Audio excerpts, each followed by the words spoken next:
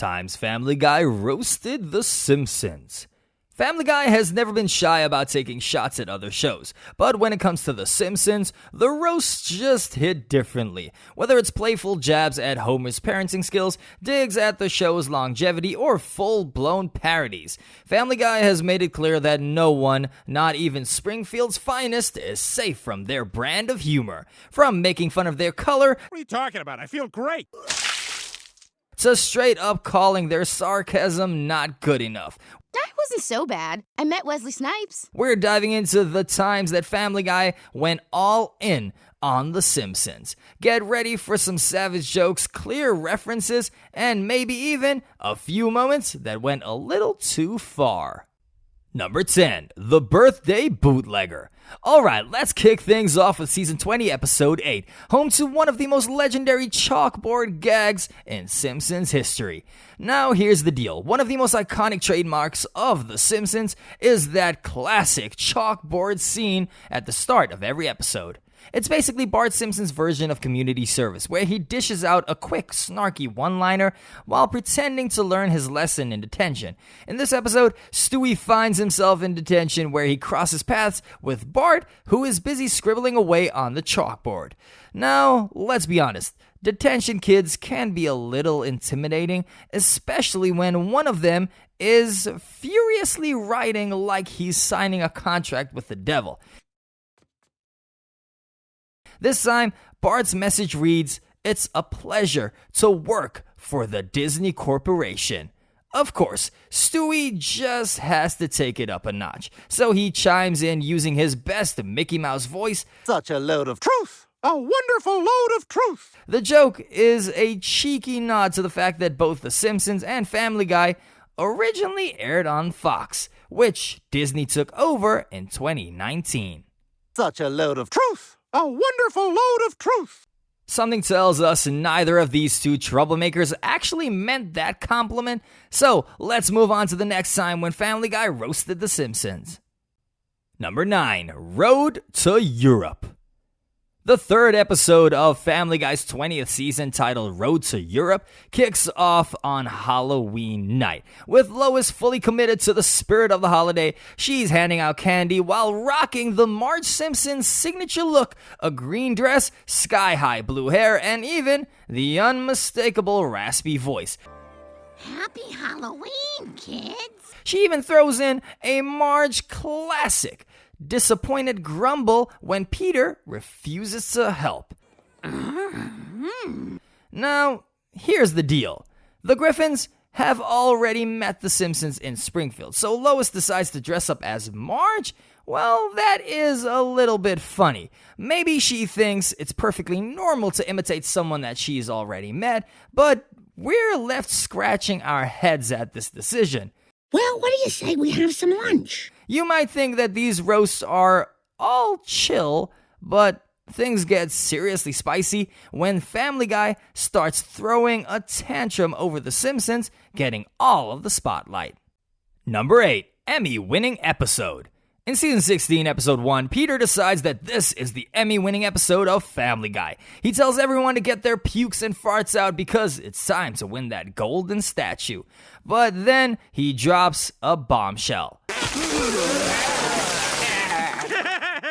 Family Guy has always been snubbed at the Emmys. Lois, not missing a beat, slams The Simpsons, breaking the fourth wall in the process to declare that they're never doing another crossover with The Simpsons. Tell you what it got us, more ink for The Simpsons. Why? Because it only gives more attention to them, The Simpsons, the show that needs no more attention. She goes on full savage mode, saying that The Simpsons have stooped to their level.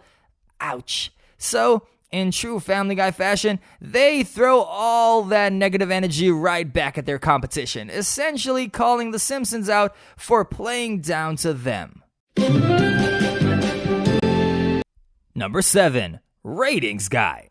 Just a season after sentencing Peter to the ultimate fashion crime, dungarees, in Season 11, Episode 2, Homer Simpson comes sprinting onto Family Guy for yet another cameo. This time, Homer storms into the Television Producers Guild, proudly declaring that he has broken television. Guys, I broke television, and now you have to help me fix it. But wait, here's a plot twist. Peter's already there, delivering the exact same monologue. I'm the guy who ruined television, and I'm the guy who's gonna fix it. Now that's what I call awkward. Looks like Springfield's favorite donut enthusiast showed up a little too late because Peter has already beaten him to the punch. Fun fact, Dan Castellaneta officially makes his Family Guy debut in this episode, bringing along Homer's signature panicked screech. Now that is crossover history. Number 6, Mother Tucker. It's hardly surprising that people assume that there was some rivalry between Family Guy and The Simpsons. After all, Family Guy didn't hesitate to take a jab at The Simpsons, their Butterfinger deal back in the 90s. Nobody better lay a finger on my Butterfinger. And if you were around back then, you probably remember how The Simpsons slapped their name on just about everything. Presenting Doritos. For reasons no one ever quite figured out, early Bart Simpson's merch had him wearing a random bright blue shirt while shouting things. Some of those Bart dolls even came with his famous catchphrase, shorts. Because apparently that was considered deep. Eat my shorts. Fast forward to Family Guy Season 5, Episode 2, where Stewie lands his own commercial gig. We definitely got a show. Oh yeah, there's a show. But instead of just selling out like everyone else, Stewie goes full throttle, tossing around Bart's iconic lines and Homer's signature "doy" as if he's already signed away all of his dignity. It's an hilarious moment that practically screams, "I'll take the money and I'll take the references with it." Number 5, new kidney in town. Mocking someone for their skin color, that doesn't seem right at all. But of course, Peter Griffin doesn't exactly care about that.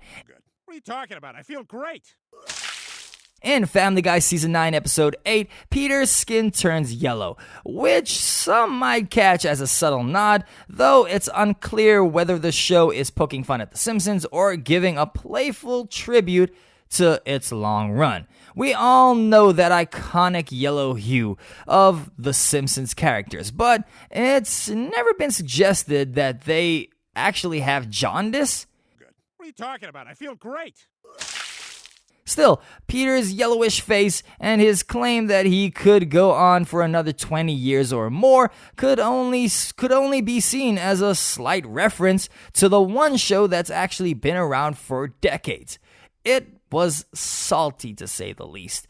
It was a light-hearted moment in an otherwise more serious episode where Brian volunteers to sacrifice his life to give Peter his new kidney. Number 4, Big Man on Hippocampus. In Season 8, Episode 10, after hitting his head, Peter develops amnesia and he forgets everything, including his family and his friends. Mrs. Griffin, I'm afraid your husband has amnesia. When Peter loses his memory, Lois has the delightful task of reminding him who his family is. When she introduces Meg as his daughter, Peter immediately responds with a classic "doy" from The Simpsons show. It's Meg, your daughter. No! Lois, always the patient wife, steps in with a reality check. No, Peter, that's not your catchphrase. Because, of course, that iconic line belongs to Homer Simpson. No, Peter, that's not your catchphrase. It's a nice little 2-for-1 joke. Not only is Peter channeling Homer, but he is also keeping his long-standing tradition of reacting to Meg's existence, like it's some kind of a personal tragedy. Number 3, Shanksgiving. By the time Season 18 rolled around, any so-called feud between The Simpsons and Family Guy was really just something that critics made up. In reality, most of the main cast members from both shows had already crossed over, and a bunch of later cameos were voiced by their original Simpsons actors. And you 4 are under arrest. Take Superintendent Chalmers, for example. He's totally outraged in one scene, but You are not even ready for the actual plot twist. This isn't even Chalmers. It's his estranged, less famous twin brother, Police Superintendent Jobbers, who just so happens to sound exactly like him. My brother is superintendent of the schools in Springfield. But it's not something to worry about because it's just a new character from Quahog, not a cameo at all. Sure, Hank Azaria is a legend, but let's ignore that one for now. It's just a casual appearance from the guy who voices half of Springfield. Well, let's just say there's nothing to see here. Number 2, Dial Meg for murder.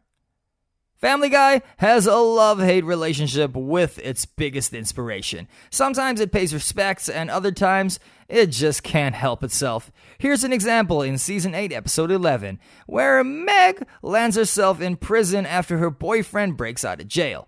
And that's a story for another time. You're under arrest for harboring an escaped convict. What? After she gets out of prison, she drops a lukewarm Wesley Snipes joke about Passenger 57 that barely registers. I met Wesley Snipes. Is that right? He was inmate 57 too. Instead of letting it slide, Peter throws in some A+ sarcasm, reminding everyone to always end on a strong joke before the credits roll. To drive the joke home, the credits use the Simpsons' signature yellow font, subtly suggesting that the show doesn't always end on a high note. The best part, by roasting the Simpsons for weak endings, Family Guy actually wraps things up on a high note. I have to give it to Peter Griffin for this one. It's definitely well played. Number 1, PTV. Kicking off Season 4's legendary PTV episode, Family Guy tips its hat to one of the greatest comedies ever. Stewie tumbles out of a cave like Frank Drubin on a bad day and lands straight onto his tricycle, all while Era's newborn police squad theme sets the mood. This is a message to all American infidels. At first, it looks like a straightforward nod to the Naked Gun, but then Stewie casually rolls into a garage, and that seems oddly familiar. Suddenly, he's speeding after Homer Simpson right into the Simpsons intro, like it's just another Tuesday. But the fun doesn't stop there. Peter, in peak Peter fashion, ruins the moment by asking something stupid. It is because apparently years of The Simpsons references in Family Guy meant absolutely nothing to him. Hey, Stewie. What the hell is that? And while we'd call this a double parody, Stewie takes things up a notch by joyriding through the Overlook Hotel, the Land of Oz, a Doom level, and even Hoth from The Empire Strikes Back. Just in case anyone thought that they had a handle on where this was going, this is yet another instance of Family Guy taking playful jabs at The Simpsons, well, just for the fun of it.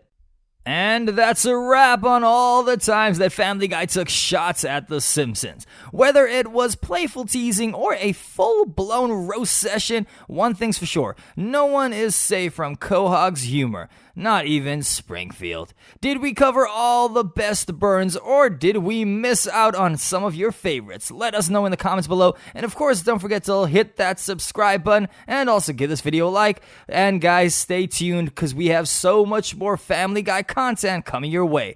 Thanks for watching, and we will see you on the next one.